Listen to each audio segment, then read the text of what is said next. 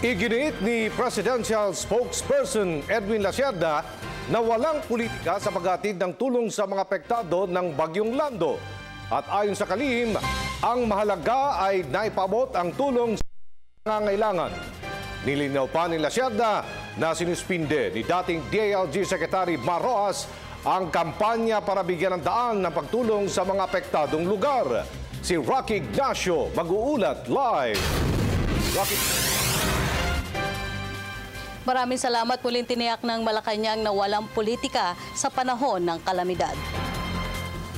Iginit ng Malacanang na prioridad ng pamahalaan na makarating ang mga relief pack sa mga apektadong residente ng Bagyong Lando. Ayon kay Presidential Spokesperson Edwin Lacerda, walang politika sa panahon ng kalamidad. Sagot ito ni Lacerda sa report na hindi umano na abisuhan ng opisyal ng Baler Aurora sa pamamahagi ng relief goods ng dalawang standard bearers ng administrasyon na sina Mar Rojas at Congresswoman Leni Robredo sa lugar. Ang point ng pagbigay ng mga relief goods, sino bang mahalaga dito ang tinutulungan? Ang taong bayan. Diba? Kung ang taong tulungan, paano natin masasabing colorblind tayo? Ang taong bayan naman talaga ang punot dulo ng pagtutulong ng ating pamahalaan. So, colorblind tayo ron. Git ng kalihim, sinuspinde ng kampo ni Rojas ang kampanya kaya wala umanong politika sa ginawa ng dalawa. Paliwanag pa ng kalihim, sarili ng grupo ang ipinamahaging relief goods bilang dagdag sa nakapreposition na assistance mula sa DSWD. No, not the government. Kaya nga nag-relief goods ang balay daw.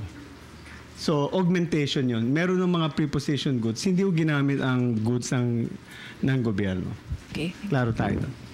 Kasunod nito, pinabulaanan rin ni DSWD Secretary Ding Casiliman na mas inuuna pa niya umano na samahan sa kampanya ang dalawa sa halip na unahin ang kapakanan ng mga biktima ng Bagyong Lando. Ayon sa kalihim, bago pa tumama si Lando, nakapaghanda na ang DSWD bilang bahagi ng preparasyon ng pamahalaan.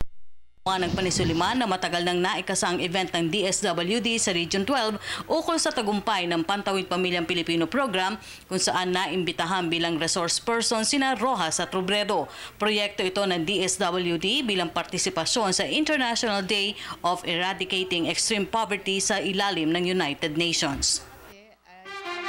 Nauna na nga sinabi ng Malacanang na may standby fund na mahigit 1 milyong piso ang DSWD para sa karagdagang tulong sa mga biktima ng Lando. At yan po ang ating pag-uulat mula dito sa Malacanang sa tulong ng RTVM. Ako po si Rocky Ignacio para sa Telebisyon ng Bayan.